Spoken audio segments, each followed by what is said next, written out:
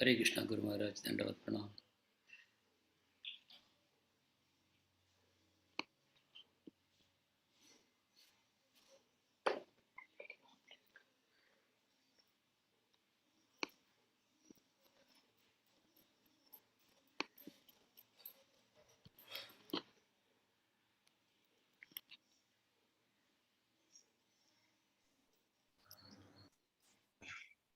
Om Namo Bhagavate Vasudevaya. Om Namo Bhagavate Vasudevaya. Om Namo Bhagavate Vasudevaya. Om Namo Bhagavate Vasudevaya. Om Namo Bhagavate Vasudevaya. Om Namo Bhagavate Vasudevaya.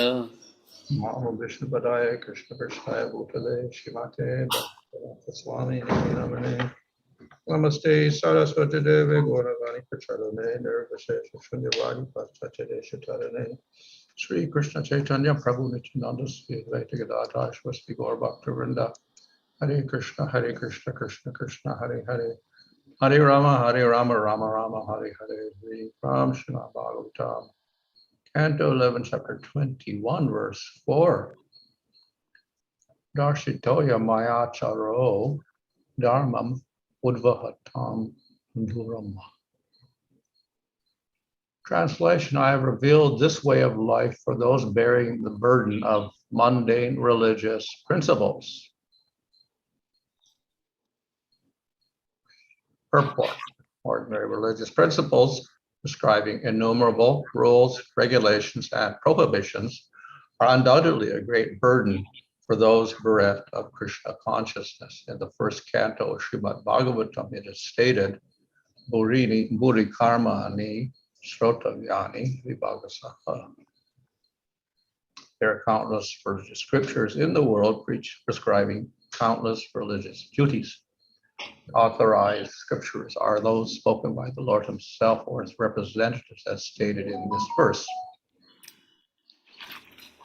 In the last chapter of Bhagavad-gītā, Lord Kṛṣṇa states, sarva-dharmān parityajya ekaṁ sharanam raja. One should give up the troublesome burden of mundane piety and directly take to the loving service of the Lord, in which everything is simplified. The Lord Kṛṣṇa also states in Bhagavad-gītā, su-sukhaṁ of ayam. The bhakti-yoga process, which depends completely on the mercy of the Lord, is very joyful and easily performed. Similarly, Lochan Das Thakur sings Parama Karuna Papundvijanna Nitta Gora Chandra Sab-avatara Sarasramani Kevala Ananda Kanda. Sri Chaitanya Mahaprabhu, his Lord Kṛṣṇa himself, appeared 500 years ago to distribute the sublime method of chanting the holy names of the Lord. In this way, rather than bearing the burden of artificial austerity, one can directly take to the Lord's service, cleansing one's heart and immediately experiencing transcendental bliss. Those who have taken to Lord Chaitanya Mahaprabhu's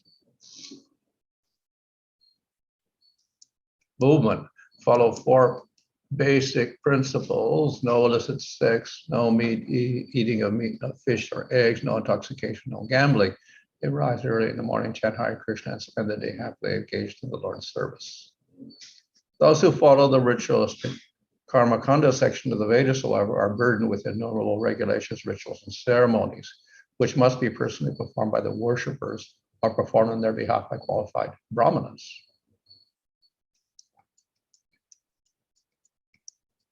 At any moment, there is a danger of discrepancy resulting in the total loss of their accumulated piety. Similarly, those on the philosophical path must painstakingly define, refine, and adjust philosophical categories, a process that generally ends in confusion and hopelessness. The practitioners of mystic yoga undergo grueling penances, subjecting themselves to severe heat and cold, near starvation, and so on. All such materials persons have personal desires to fulfill, whereas the devotees of the Lord who desire the Lord's pleasure simply depend upon the Lord's mercy and go back home, back to Godhead. In the previous verse, the Lord mentioned that in the material world, there are endless distinctions and value judgments to be made in the course of one's life. A devotee, however, sees Kṛṣṇa within everything and everything within Kṛṣṇa, remaining humble, simple, and blissful in the Lord's service. He does not perform elaborate religious ceremonies, nor does he become antisocial or immoral. The devotee simply chants holy names of Kṛṣṇa and easily achieves the highest perfection of life. Ordinary persons endeavor for bodily maintenance, but a devotee is automatically maintained by the Lord's mercy. And devotees' ordinary dealings and religious activities are all also dedicated to the personality of Godhead. Thus, there's nothing but Kṛṣṇa in a devotee's life. Kṛṣṇa gives all protection and maintenance, and the devotee gives everything to Kṛṣṇa. Natural, liberated situation is called Kṛṣṇa consciousness. Is the ultimate absolute good as explained by the Lord throughout this canto.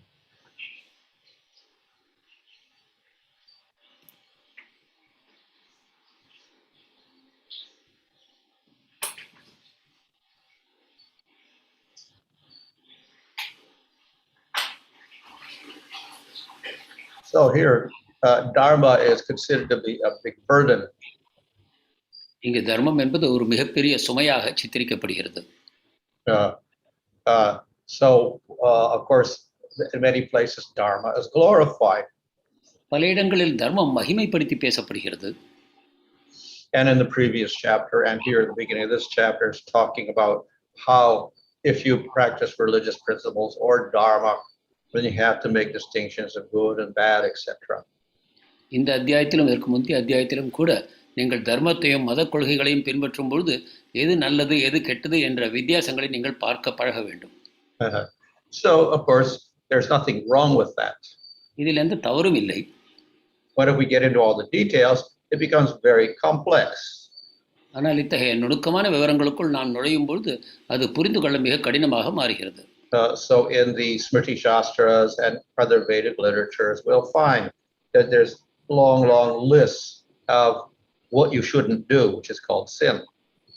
Smriti சாஸ்திரங்களிலும் மற்ற வேத சாஸ்திரங்களிலும் பார்ப்போமானால் எது பாவம் என்பதை புரிந்து கொள்வதற்காக ஒரு பெரிய பட்டியலே நமக்கு தரப்பட்டிருக்கிறது.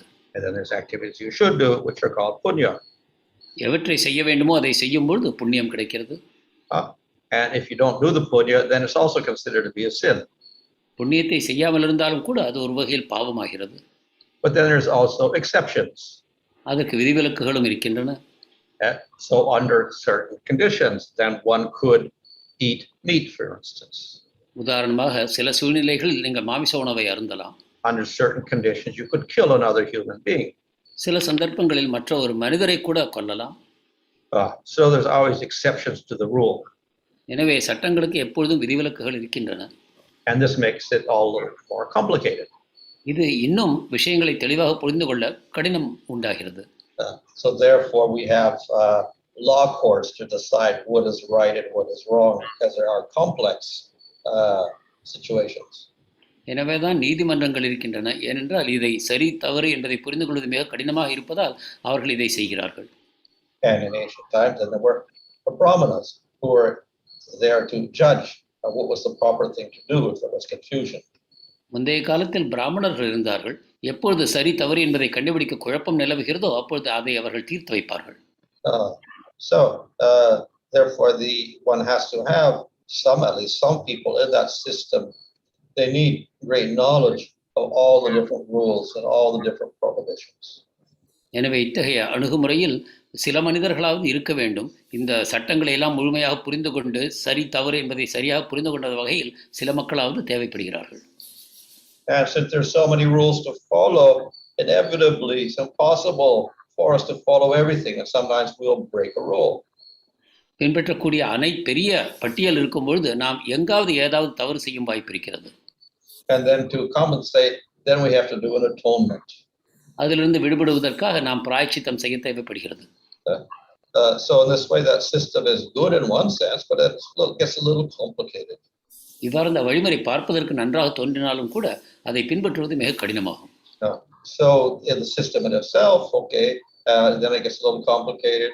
Then it becomes more complicated. அந்த வழிமுறை பார்ப்பதற்கு எளிதாக தோன்றினாலும் கூட அணுகும்போது அது மேலும் மேலும் கடினமாக தோன்றுகிறது. And that is because of for the punyas, there is some complicated system of punyas. என்றால் புண்ணியங்களை பற்றி நாம் பார்க்கும்பொழுது அதில் சில விஷயங்கள் மிக நுணுக்கமான விதத்தில் அமைக்கப்பட்டிருக்கின்றன. Some are not so complex, some are more complicated. சில சுலபமாக புரிந்து கொள்ளும் வகையிலும் சில மிக கடினமாகவும் அமைந்திருக்கின்றன. So the less complex we will call the daily activities, the nitya kriyas. தினந்தோறும் செய்யக்கூடிய நித்திய கர்மாக்கள் என்பது அந்த அளவு கடினத்தன்மையில் இல்லை. So these are things that the person in the varna ashram system has to do every day. வர்ணாசிரமத்தில் இருக்கக்கூடிய ஒவ்வொருவரும் தினந்தோறும் செய்யக்கூடிய கடமைகளாக இவை பார்க்கப்படுகின்றன. So from if we look at it, we say, oh, that's too much, I can't do all that. அப்பொழுது ஒருவருக்கு நினைப்பு வரலாமோ இந்த அளவு பெரிய விஷயங்கள் இருக்கின்றன, இதை என்னால் செய்ய முடியாது என்று நினைக்கலாம். But if one is trained up from childhood, and one naturally follows all these different rules. ஆனால் குழந்தை பருவத்திலிருந்தே ஒருவர் பயிற்றுவிக்கப்படுவாரானால் அவர் இவற்றை விடாமல் பின்பற்றுகிறார். And this becomes the basis for dharma. இது தர்மத்தின் அடிப்படையாக மாறுகிறது. So we have those systems of rules which are not too complex but require some practice.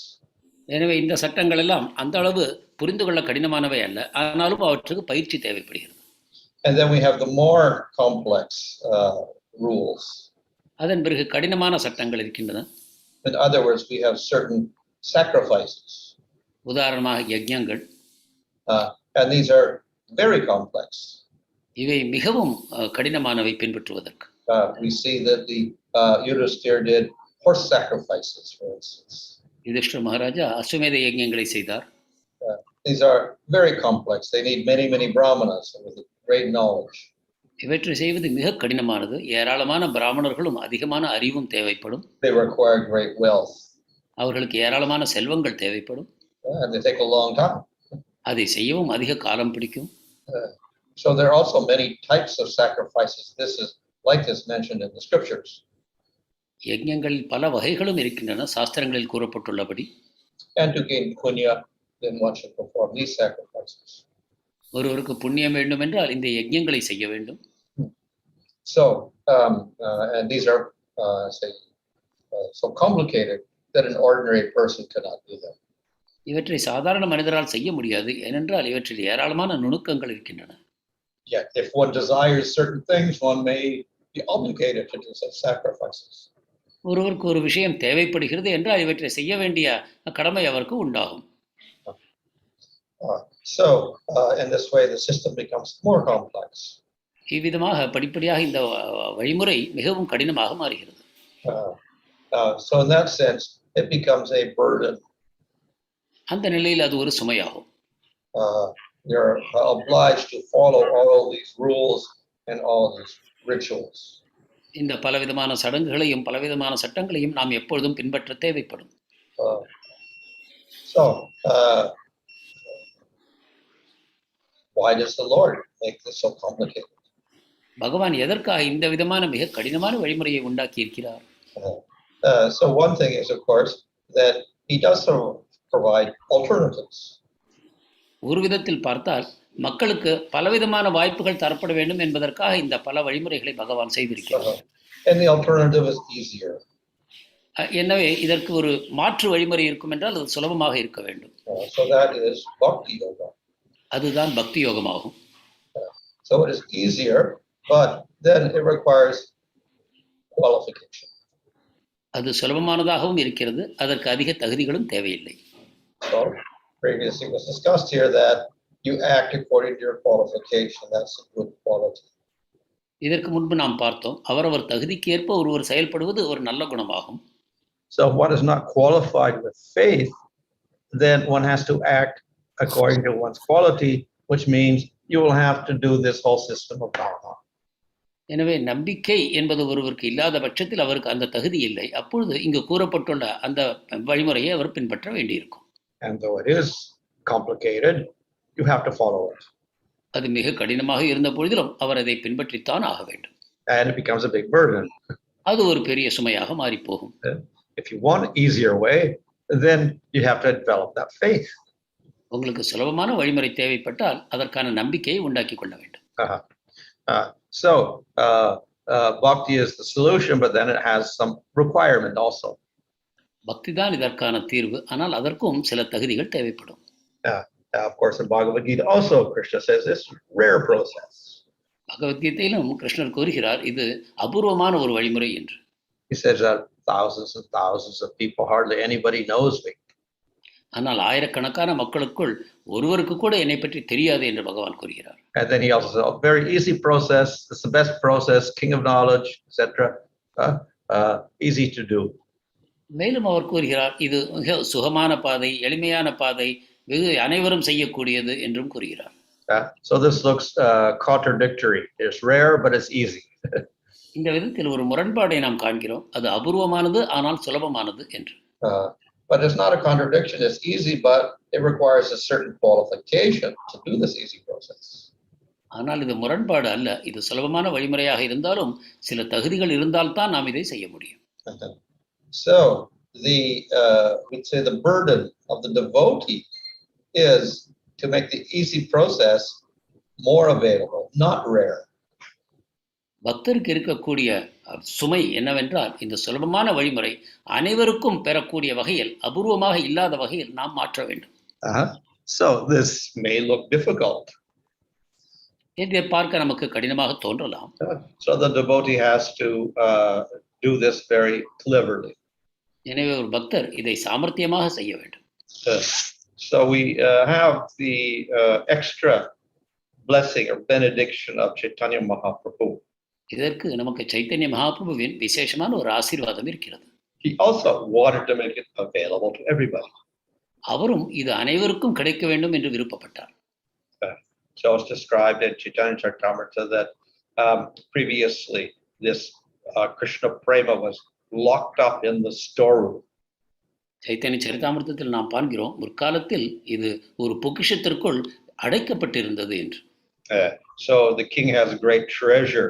He will build a special room or a special building with all sorts of safeguards on it, a very strong building with guards, etc. And he'll lock his treasure up. அரசரிடம் மிக ஏராளமான விலை மதிக்க முடியாத செல்வங்கள் இருக்கின்றன என்றால் அதற்காக ஒரு தனி அறையோ ஒரு தனி கட்டிடமோ கட்டி அவற்றுக்குள் அதை பூட்டி வைக்கிறார். அதுக்கு காவல்காரர்களையும் நியமிக்கிறார். And people cannot come in freely and just take anything. யாரும் அங்கு நுழைந்து எதையும் எடுத்து செல்ல முடியாது.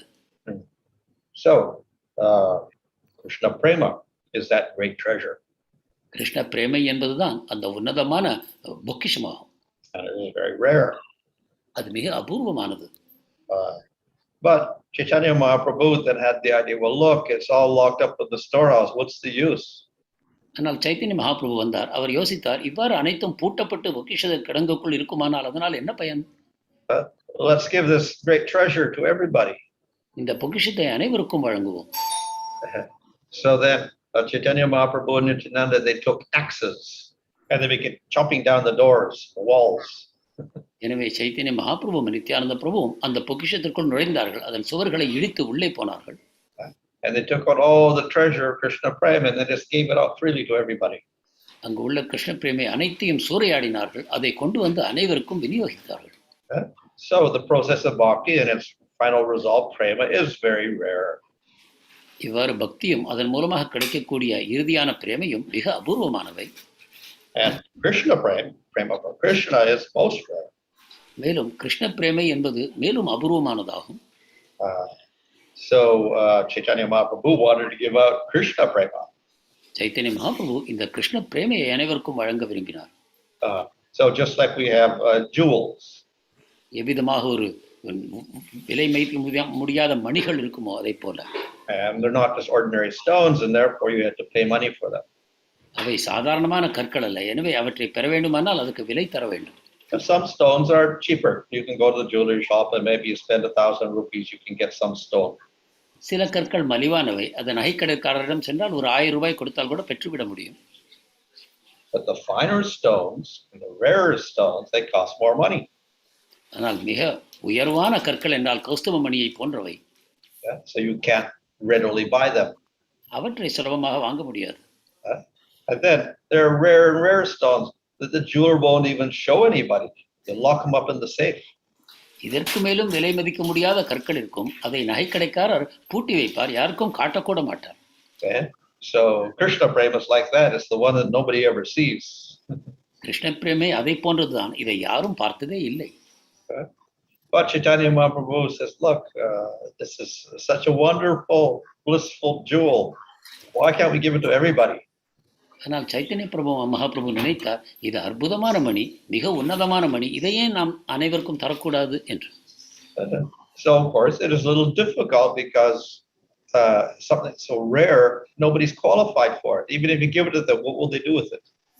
அது சிறிது கடினமானது என்பது உண்மைதான். அது அபூர்வமானது என்னும் காரணத்தினால் மக்களுக்கு கொடுத்தாலும் கூட அதை என்ன செய்வது என்று அவர்களுக்கு தெரியாது.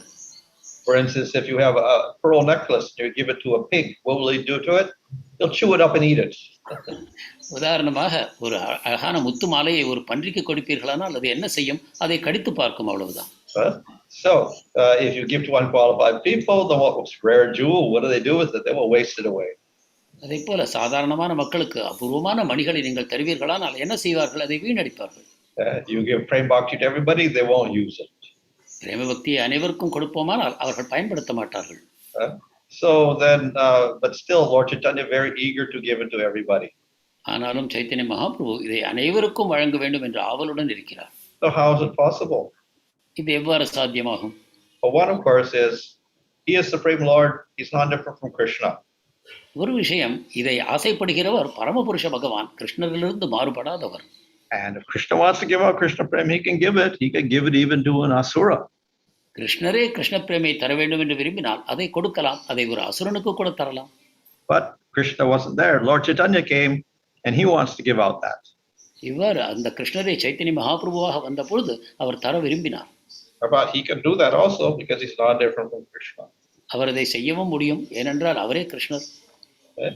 So therefore it becomes easier because of the desire of Chaitanya Mahaprabhu. எனவே சைத்தன்ய மகாபிரபுவின் இச்சையின் காரணமாக இது சுலபமான செயலாக மாறுகிறது. But he also needs a method of doing that. ஆனாலும் இதை செய்வதற்கு ஒரு வழிமுறை தேவைப்படுகிறது. So what is the method? அந்த வழிமுறை தான் என்ன? Something which will be easy for everybody. அனைவருக்கும் சுலபமானதாக இருக்க வேண்டும். So within bhakti, then he chose chanting the name of Kṛṣṇa. எனவே பக்திக்குள்ளும் கிருஷ்ணருடைய புனித நாமங்களை உச்சரிக்கும் வழியை அவர் தேர்ந்தெடுத்தார். It's part of bhakti and therefore rare, but also available for everybody. இது பக்தியின் அங்கம், எனவே அபூர்வமானது, ஆனால் அனைவருக்கும் கிடைக்கக்கூடியது. It is not secret. இது ரகசியம் அல்ல. So bhakti is rare, and previously it was given to some people, but only to very few people. எனவே பக்தி அபூர்வமானது, முற்காலத்தில் அது மக்களுக்கு தரப்பட்டது, ஆனாலும் மிக மிக சிலருக்கே தரப்பட்டது. How was it given? அது எவ்வாறு தரப்பட்டது? You would get a mantra. உங்களுக்கு ஒரு மந்திரம் தரப்படும். And then you would chant that mantra to yourself. அந்த மந்திரத்தை நீங்கள் உங்களுக்கு உள்ளாகவே உச்சரித்துக் கொள்ள வேண்டும். And you wouldn't tell it to anybody else. அதை யாருக்கும் தெரிவிக்க கூடாது. If you start telling it to everybody else, it loses its power. Then it has no effect. மற்றவர்களுக்கு சொல்ல ஆரம்பிப்பீர்களானால் அதனுடைய சக்தி இழந்து போகும், அதற்கு எந்த பலனும் கிடைக்காது. So therefore it was confined, restricted.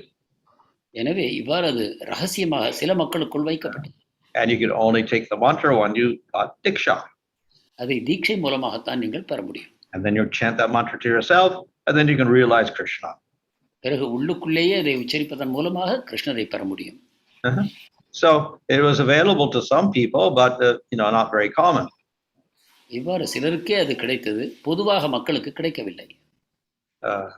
However, the same is available. Kṛṣṇa is also available in his name. ஆனாலும் கிருஷ்ணர் அவர் நாமத்துக்குள் இருக்கத்தான் செய்கிறார். And that name is not secret. அந்த நாமம் ரகசியம் அல்ல. It does not lose its power if it's given to everybody. அதை நீங்கள் அனைவருக்கும் வழங்கினாலும் கூட அதன் சக்தி குறைவதில்லை. And thus you can say it loudly. எனவே அதை நீங்க பலமாக உச்சரிக்கலாம். You can also sing it. அதை பாடலாம். And it does not lose its power. அதன் சக்தி குறைவதில்லை. In fact, it becomes more powerful. சொல்லப்போனால் அது இன்னும் அதிக சக்தி பெறுகிறது. So everybody sings together. This is sankirtan. அனைவரும் இணைந்து பகவானுடைய நாமத்தை பாடும்போது அது சங்கீர்த்தனமாகும். And this is very powerful to impart Kṛṣṇa prema. இது மிகுந்த சக்தியுடன் கிருஷ்ண பிரேமையை நமக்கு வழங்கக்கூடியது. So Chaitanya Mahaprabhu took that process, which is very conveniently available to everybody, and he began to distribute that. இவ்வாறு சைத்தன்ய மகாபிரபு இந்த சுலபமான வழிமுறையை தேர்ந்தெடுத்தார். அனைவருக்கும் கிடைக்கக்கூடிய வகையில் இந்த புனித நாமத்தை உச்சரிக்கும் விதத்தை அனைவருக்கும் வழங்கினார். But then again we have limitation. ஆனால் இதில் சில வரையறைகள் இருக்கின்றன. You can't preach to the faithless people. நம்பிக்கையற்றவர்களுக்கு நீங்கள் இதை பிரச்சாரம் செய்யக்கூடாது. But then the devotees are very eager. ஆனாலும் பக்தர்கள் மிக ஆர்வமாக இருக்கிறார்கள். And Lord Chaitanya says, give the name to everybody. சைத்தன்யரும் கூறுகிறார், இதை நீ அனைவருக்கும் கொடு என்று. So Nityananda and Haridas did that, and then they got attacked. நித்யானந்தரும் ஹரிதாசரும் இதை செய்யும்போது அவர்கள் தாக்கப்பட்டார்கள். So they were preaching to the faithless, Jagai and Madai. அவர்களுக்கு ஜகாய் மதாய்க்கு பிரச்சாரம் செய்தார்கள். And then they threw a piece of pot and it injured Nityananda Prabhu. ஒரு பானையை கொண்டு அடித்து Nityananda பிரபுவை காயப்படுத்தினார்கள். Yeah. So to prevent such things, therefore we say don't preach to the faithless people because they'll simply attack you. இத்தகைய விளைவுகளை தவிர்ப்பதற்காகத்தான் நம்பிக்கையற்றவர்களுக்கு நீங்கள் பிரச்சாரம் செய்ய வேண்டாம் என்று கூறுகிறோம். அவர்கள் உங்களை தாக்கக்கூடும். And Lord Chaitanya, of course, became very angry and he was about to kill Jagai and Madai. Chaitanya Mahaprabhu முதலில் மிக கோபமடைந்தார். Jagai மாதாயை கொல்வதற்கு துணிந்தார். But then Nityananda Prabhu said, well, look, you're supposed to be most merciful. So you have to give mercy to the aparadis. ஆனால் நித்யானந்த பிரபு கூறினார், நீங்கள் மிகவும் கருணை வாய்ந்தவர். அவ்வாறென்றால் அபராதிகளுக்கு உங்களுடைய கருணையை நீங்கள் வழங்க வேண்டும். And so Lord Chaitanya was merciful to them, and suddenly the aparadis turned into devotees. எனவே சைத்தன்ய மகாபிரபு அவர்களுக்கு தன் கருணையை வழங்கினார். உடனே அந்த அபராதிகள் பக்தர்களாக மாறினார். So by the mercy of Nityananda and Lord Chaitanya, then even those who don't have faith, they can also develop faith. இவ்வாறாக நித்யானந்தர் சைத்தன்ய மகாபிரபுவின் கருணையை பெறுவதன் மூலமாக நம்பிக்கையற்றவர்களும் கூட அந்த நம்பிக்கையை பெற முடியும். So though we have the aparad, don't preach to the faithless, we can also let the faithless hear the name of Kṛṣṇa. எனவே நம்பிக்கையற்றவர்களுக்கு பிரச்சாரம் செய்வது ஒரு அபராதமாக இருந்தாலும் கூட அவர்கள் கேட்கக்கூடிய வகையில் நாம் நாம உச்சாரணத்தை செய்ய முடியும். So this is the first mercy we can give them. இதுதான் நாம் அவர்களுக்கு தரக்கூடிய மிக முதலான ஒரு கருணையாகும். They hear the name enough, they will get faith. When they get faith, then we preach to them. புனித நாமத்தை தொடர்ந்து கேட்கும் பொழுது அவர்களுக்கு நம்பிக்கை உண்டாகும். நம்பிக்கை உண்டான பிறகு நாம் அவர்களுக்கு பிரச்சாரம் செய்யலாம். So in this way, gradually they're able to develop bhakti and ultimately attain Kṛṣṇa prema. இவ்வாறாக படிப்படியாக அவர்கள் பக்தியை அடைகிறார்கள். இறுதியில் கிருஷ்ண பிரேமை அவர்களுக்கு கிடைக்கிறது. And when they start the process of bhakti, then they get free of this other problem, that is the big dharma, burden of dharma. பக்தி பாதையில் அவர்கள் காலெடுத்து வைக்கும் பொழுது இந்த மிகப்பெரிய சுமையாக நாம் கூறக்கூடிய அந்த சட்ட கோட்பாடுகள் அனைத்திலிருந்தும் அவர்கள் விடுதலை பெறுகிறார்கள். But until they start the practice of bhakti, then they have to follow that whole system. ஆனால் கிருஷ்ண பக்தியை பயிற்சி செய்ய ஆரம்பிக்கும் வரை அந்த முற்கூறிய வழிமுறையை அவர்கள் பின்பற்றித்தான் ஆக வேண்டும். Okay. Kṛṣṇa. Kṛṣṇa, thank you very much, Maharaj. There are quite a lot of questions. We'll see as much as we can take. So first question is from Medhavani Saki Mataji. That how do you understand su-sukhaṁ kartum avyayam? Currently, in the diseased state of material consciousness, when we enjoy kirtan, having prasadam, etc., is it spiritual bliss or material happiness that we experience? We do not know. su-sukhaṁ kartum. So when we are doing devotional service, we get some happiness, and we do not know whether it is spiritual or material. So can you help us understand what kind of sukham is referred to in the verse su-sukhaṁ kartum avyayam? su-sukhaṁ kartum avyayam என்பதை நாம் எவ்வாறு புரிந்து கொள்ள வேண்டும்? நாம் இப்பொழுது இந்த கட்டுண்ட நிலையில் இருக்கும் பொழுது அந்த பிரசாதத்தை ஏற்றுக்கொண்டது போன்ற செயல்பாடுகள் நமக்கு பௌதிகமான வகையில் சுகத்தை தருகின்றன. எனவே இது பௌதிக சுகமா ஆன்மீக சுகமா என்று எவ்வாறு கண்டுகொள்வது? Well, it's easy to perform because instead of having to renounce everything, we engage the senses. இதை செய்வது சுலபம். ஏனென்றால் இதற்காக நாம் அனைத்தையும் துறக்க தேவையில்லை. நம்முடைய புலன்களை சரியான விதத்தில் பயன்படுத்த வேண்டும். Now, of course, you can say, well, we do that in karma yoga, we engage the senses, we do activities, but they don't give a direct spiritual result. They only elevate you in the gunas. கர்மயோகத்திலும் தான் நாம் எதையும் துறப்பதில்லை, புலன்களை சரியாக பயன்படுத்தத்தான் செய்கிறோம் என்று நாம் இதற்காக வாதிக்கலாம். ஆனால் அவை குணங்களுக்கு உட்பட்டு செயல்படுகின்றன. So by engaging the senses in Kṛṣṇa, then we attain Kṛṣṇa beyond the gunas. ஆனால் கிருஷ்ணரின் மேல் நமது புலன்களை ஈடுபடுத்துவோமானால் குணங்களுக்கு அப்பாற்பட்ட கிருஷ்ணரை நாம் பெறுவோம். Whereas in jnana and yoga, we have to stop the senses and mind, and that is very difficult. ஆனால் ஞானத்திலும் யோகத்திலும் புலன்களையும் மனத்தையும் நீங்கள் அடக்கி நிறுத்த வேண்டும். அது மிகவும் கடினமானதாகும். So in that sense, it's much easier. இந்த விதத்தில் ஞானமும் யோகமும் கடினமானவை. And of course, because it's easier, we also get a direct result. மேலும் பக்தி சுலபமானதாக இருப்பதை தவிர அது விரைவில் விளைவையும் தருகிறது. We do not get prema immediately. பிரேமை உடனடியாக கிடைப்பதில்லை. We don't get bhava immediately. பாவமும் விரைவில் கிடைக்காது. But so we don't get a realization of Kṛṣṇa immediately. எனவே கிருஷ்ணருடைய முழுமையான புரிதல் உடனடியாக நமக்கு கிடைக்காது. But the process of bhakti from the very beginning is non-different from Kṛṣṇa. It's a Shakti. ஆனால் பக்தி பாதையானது ஆரம்ப கட்டத்திலிருந்தே கிருஷ்ணரிடமிருந்து அவருடைய சிற்றத்தையிலிருந்து மாறுபடாததாகும். So even in our covered state, we can experience some spiritual happiness. எனவே நமது கட்டுண்ட நிலையிலும் கூட ஆன்மீக சுகத்தை ஓரளவு நாம் உணர முடியும்.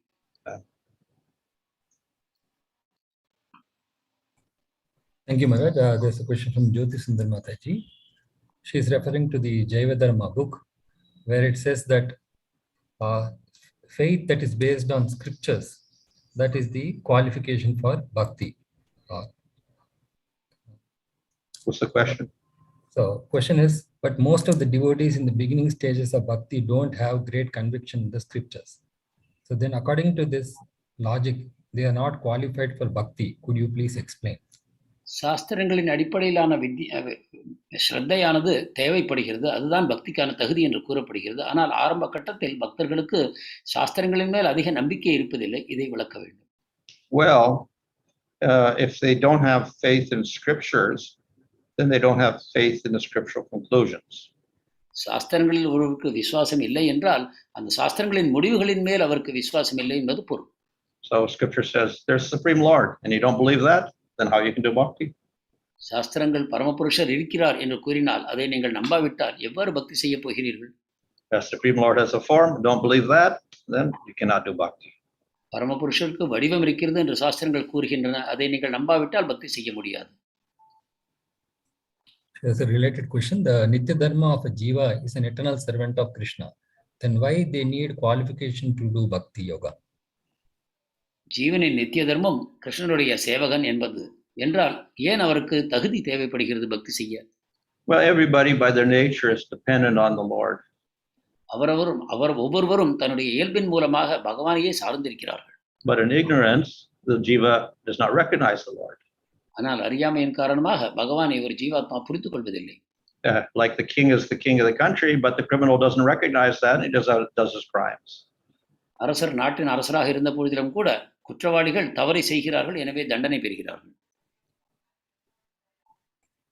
Thank you, Maharaj. There's a long question from Srinivas Manukonda. I'll summarize it. So what he says that, recently we said that it's advisable to read Prabhupada books first and then go on to read the Acharya's commentaries. So his basic question is, can we do it simultaneously? Can we read the commentaries by Acharyas as well as read Prabhupada books? பிரபுபாதருடைய புத்தகங்களை படித்து முடித்த பிறகுதான் ஆச்சாரியர்களுடைய உரைகளை படிக்க வேண்டும் என்று கூறப்பட்டது. ஆனால் இரண்டையும் ஒரே சமயத்தில் செய்யக்கூடுமா? Well, particularly if you want to elucidate or clarify some point, then you can do that. சில விஷயங்களை தெளிவாக அறிந்து கொள்ள வேண்டும் என்றால் நீங்கள் இதை செய்யலாம். There's a question from Shamala Anjani. So what is the status of people who are all not come under the 4 sampradayas? 4 சம்பிரதாயங்களுக்குள் வராத மக்களுடைய நிலை என்ன? Well, they may be impersonalists. அவர்கள் அருவவாதிகளாக இருக்கக்கூடும். Or logicians. அல்லது தர்க்கவாதிகளாக இருக்கலாம். Other religions. மற்ற மதங்களில் சேர்ந்தவர்களாக இருக்கலாம். Atheists. அவநம்பிக்கை கொண்ட நாஸ்திகர்களாக இருக்கலாம். Or false Vaishnavas. அல்லது போலி வைஷ்ணவர்களாக இருக்கலாம். Thank you, Maharaj. There's a question from Nimecheri.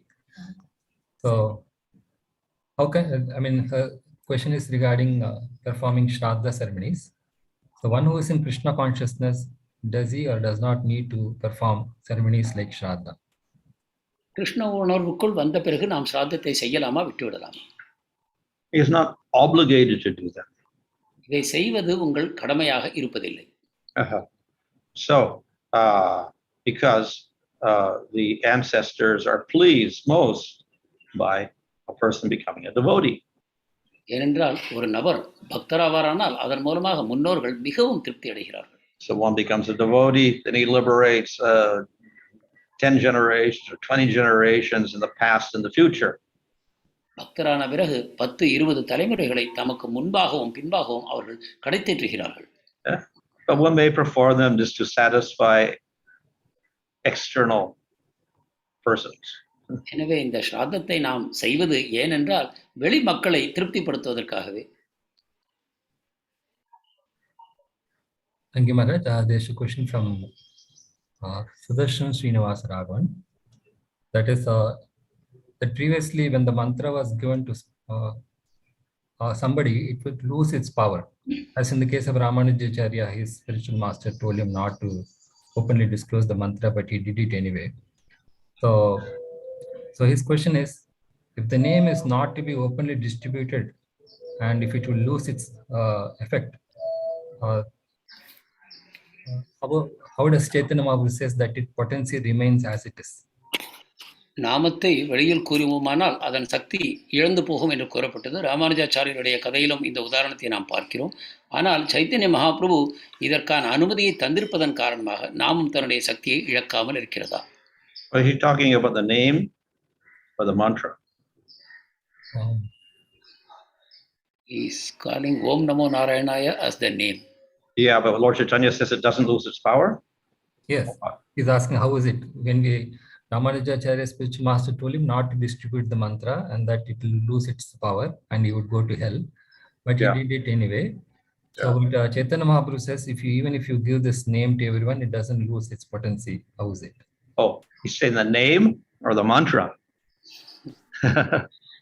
So the name definitely can be given to everybody. It doesn't lose its power. It's not secret.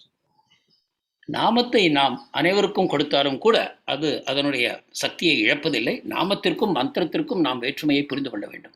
So of course the mantras have the name of Kṛṣṇa or Narayan in them. மந்திரங்களுக்குள்ளும் கிருஷ்ணருடைய நாமம் நாராயணருடைய நாமம் அமைந்திருக்கிறது. But when they're put into that mantra form, then they have to be chanted in a certain way according to certain rules. ஆனால் அவை மந்திரத்தின் வடிவில் அமைக்கப்படும் பொழுது அவற்றை உச்சரிப்பதற்கான சில சட்டங்கள் இருக்கின்றன. அவற்றை பின்பற்றி நாம் செய்ய வேண்டும். And one should learn that from the guru. அதை குருவின் மூலமாகத்தான் கற்க வேண்டும். Whereas the name, and if you don't do it that way, then you lose the effect. அந்த மந்திரங்களை அந்த வகையில் செய்யாவிட்டால் அவை தன்னுடைய சக்தியை இழக்கின்றன. Whereas the name, even if it's chanted accidentally or whatever, it still has great power. ஆனால் புனித நாமமோ எதேச்சையாக உச்சரித்தாலும் கூட அதற்கு மிக உன்னதமான சக்தி இருக்கிறது. Thank you, Maharaj. You had mentioned that a devotee does not have to undergo atonement, but in the praise by Lord Brahma, the tatyenu kampam su-sukhaṁ verse, we see that the devotee tolerates the suffering, thinking it is the mercy, and that is the reactions of his past misdeeds. So how to understand this? பக்தர் பிராயச்சித்தம் செய்ய வேண்டாம் என்று கூறினீர்கள். ஆனால் தத்தேனு கம்பாம் என்னும் ஸ்லோகத்தில் கர்மா துன்பங்கள் வரும்பொழுது அவை தன்னுடைய பழைய கர்மங்களின் விளைவுகள் என்று பக்தர் ஏற்றுக்கொள்வார் என்று கூறினீர்கள். இதை when we talk about prayaschitta atonement, we mean you have to do certain ceremonies according to the Smriti Shastras to counteract the sin. பிராயச்சித்தம் என்று கூறும்பொழுது நம்முடைய பாவ விளைவுகளிலிருந்து தப்பிப்பதற்காக ஸ்மிருதி சாஸ்திரங்களின் அடிப்படையில் சில கர்மங்களை செய்ய வேண்டும் என்பதாகும். So Subudhi Rai was touched by the Muslims. சுபுதி Rayar முஸ்லிம்களால் தொடப்பட்டார். So he went to the Brahmanas and said, "What's my prayaschitta?"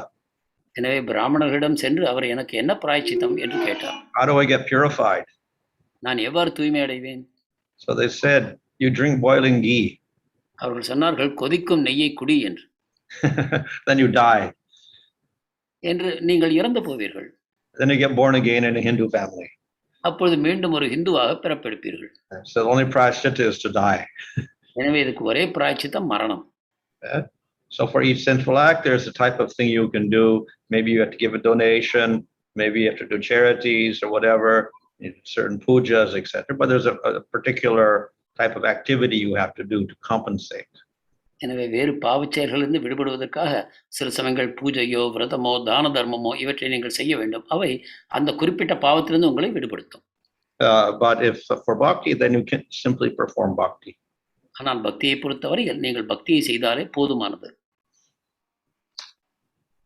Thank you, Maharaj. There's a question from Jannava Supriya Mataji. In the Bhagavatam, it is said that persons who don't have faith in the personal feature of Lord meditate on the Virat Rupa form. Is Virat Rupa material form?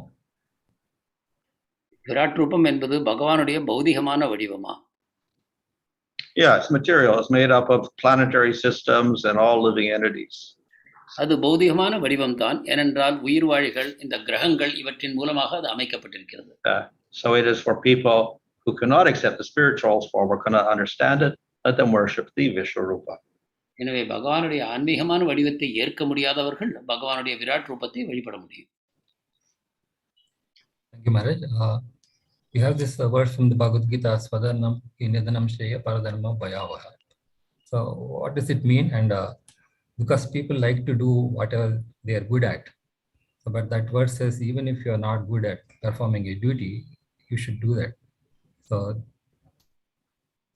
பகவத்கீதையில் ஸ்வதர்மத்தை செய்ய வேண்டும், பரதர்மத்தை செய்யக்கூடாது. ஸ்வதர்மம் நமக்கு திறமையாக நம்மால் செய்ய முடியாவிட்டால் கூட குற்றங்களுடன் கூட அவற்றை நாம் செய்ய வேண்டும் என்று கூறப்படுகிறது. இதை விளக்க வேண்டும். Well, it's particularly speaking about if you're a brahmana, you act like a brahmana.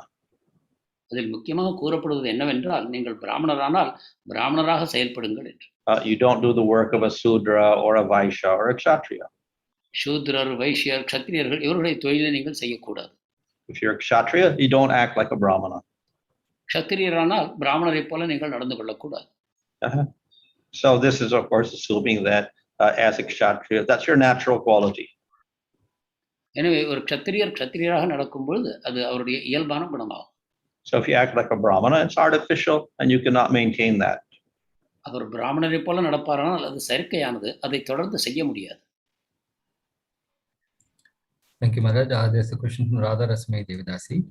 There are people who have faith in God but don't do anything to progress spiritually.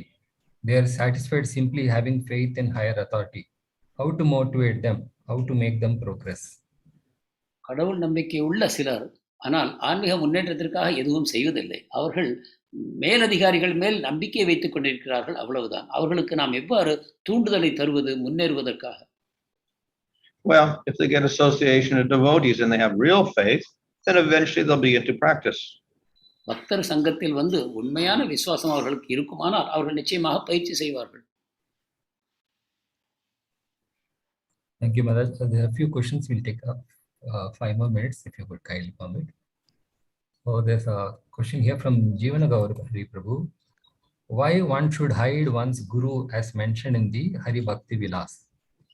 Haribhakti விலாசத்தில் ஒருவர் தன்னுடைய குருவை யார் என்று தெரிவிக்கக்கூடாது என்று கூறப்பட்டிருக்கிறது. இது ஏன்? Well, we're not obliged to publicize our spiritual life or spiritual progress. நமது ஆன்மீக வாழ்க்கையையோ ஆன்மீக முன்னேற்றத்தையோ வெளிமக்களுக்கு கூற நாம் கடமைப்படவில்லை. Our spiritual development is internal. நமது ஆன்மீக முன்னேற்றம் நமக்கு உள்முகமானது. And we're not trying to advertise that. அதை நாம் வெளியில் விளம்பரப்படுத்துவதில்லை. Of course, if we're among devotees, we can speak about guru and whatever. பக்தர்களுக்கு இடையில் நீங்கள் குருவை பற்றியும் மற்ற ஆன்மீக விஷயங்களையும் பேசலாம். Thank you, Maharaj. There's a question from Kṛṣṇa Prabhu.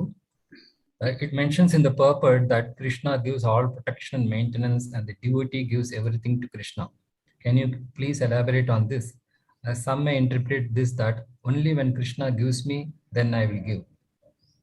இந்த பொழிப்புரையில் கிருஷ்ணர் பக்தனுக்கு அனைத்து பாதுகாப்பையும் வழங்குகிறார், பக்தர் அனைத்தையும் கிருஷ்ணருக்கு தருகிறார் என்று கூறப்பட்டது. இதை சிறிது விளக்க வேண்டும். ஏனென்றால் மக்கள் பொதுவாக இதை தவறாக புரிந்து கொள்ளலாம். கிருஷ்ணர் எனக்கு தரும்பொழுது நான் மற்றவர்களோடு பங்கிட்டுக் கொள்வேன் என்னும் விதமாக. That's an ideal state which is practiced by people who are very renounced. இதுதான் தலை சிறந்த ஒரு வழிமுறை துறவு நிலையில் இருக்கக்கூடிய மக்கள் பின்பற்றுகிறார்கள். Like Jada Bharat. ஜடபரதர் ஒரு உதாரணமாவார். Or Haridas Thakur. அல்லது Haridas Thakur. But most people cannot imitate that. ஆனால் அனைத்து மக்களாலும் இதை நகல் செய்ய முடியாது. So we engage in activities to support our body. நாம் செயல்களை செய்துதான் நம் உடலை காப்பாற்ற முடியும். And this is what the Grihastha does. இதைத்தான் கிரகஸ்தர்கள் செய்கிறார்கள். So, but nevertheless, he's not criticized for that. இருப்பினும் அவரை இதற்காக நாம் குறை கூறக்கூடாது. Lord Chaitanya says that bhakti is available for everybody. Chaitanya Mahaprabhu பக்தி அனைவருக்கும் உரித்தானது என்று கூறுகிறார்.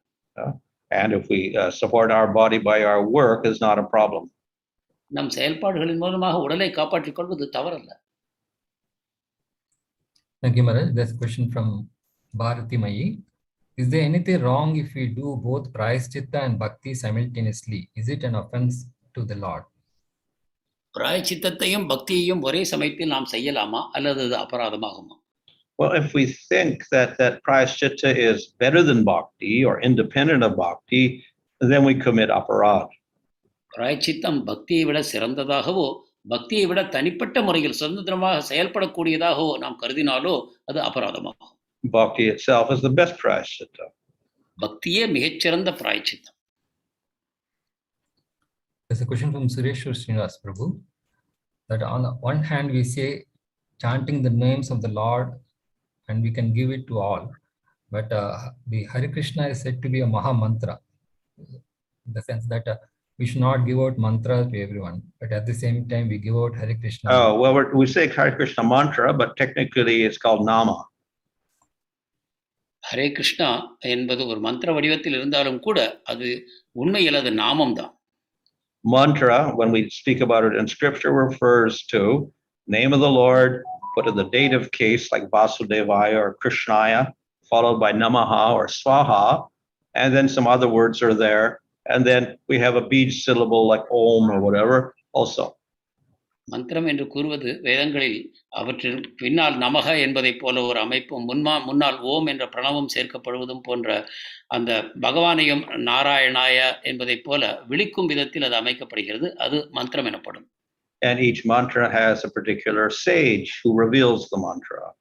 ஒவ்வொரு மந்திரத்தையும் வெளிப்படுத்திய ஒரு ரிஷியும் இருக்கிறார். It has a devata, presiding devata. அந்த மந்திரத்துக்கு தலைமை தாங்கும் தேவதையும் இருக்கிறார். Who may be different from the deity of the mantra. That is, like Krishna is the deity mantra, but that Durga Devi is in charge of the mantra. அந்த மந்திரத்தில் எந்த பகவானை நாம் வணங்குகிறோமோ அந்த தேவதை மாறுபட்டவராக இருக்கலாம். உதாரணமாக கிருஷ்ண மந்திரத்திற்கு தேவதை துர்கா தேவி ஆவார். So these are our mantras, and they have to be given through diksha, and they are secret. எனவே இத்தகைய மந்திரங்கள் அனைத்தும் தீட்சையின் மூலமாக பெறப்பட வேண்டும். அவை ரகசியமானவை. Thank you, Maharaj. One last question. In the Antya Leela of the Chaitanya Charitamrita, Advaita Acharya says that please inform Chaitanya Mahaprabhu that everyone here has become mad like him. Inform him also that in the marketplace, rice is no longer in demand. So what does it mean? Chaitanya சரிதாமிரதத்தின் இறுதியில் அத்வைத ஆச்சாரியார் மகாபிரபுக்கு இத்தகைய ஒரு அறிவுரையை வழங்குகிறார். அதாவது இப்பொழுது அரிசி எங்கும் மலிவாக கிடைக்கிறது, அதனால் அரிசிக்கு இனிமேல் கடை தேவையில்லை. அதே போல மக்கள் அனைவரும் பக்தியில் பைத்தியமாகிவிட்டார்கள், இனிமேல் உங்களுடைய சேவைக்கு தேவையில்லை என்னும் விதத்தில் ஒரு விஷயத்தை அவருக்கு வழங்குகிறார். இதை விளக்க வேண்டும். Well, these are secret words between Chaitanya Mahaprabhu and Advaita Acharya. இவை சைத்தன்ய மகாபிரபுக்கும் அத்வைத ஆச்சாரியருக்கும் இடையில் ரகசியமான பரிமாற்றங்களாகும். So we should not expect that we could try to understand them. இவற்றை புரிந்து கொள்ள நாம் முயலக்கூடாது. But of course, the general meaning is that the Lord and his devotees felt that their work was done, and therefore they could disappear. இதன் பொதுவான பொருள் என்னவென்றால், பகவானுடைய பக்தர்கள் அனைவரும் பகவானுடைய சேவை இங்கு முடிந்து விட்டது, எனவே அவர் இங்கிருந்து மறைந்து போகலாம் என்று தீர்மானம் செய்தார்கள் என்பதை இது குறிக்கிறது. Thank you so much very much. We'll end it here.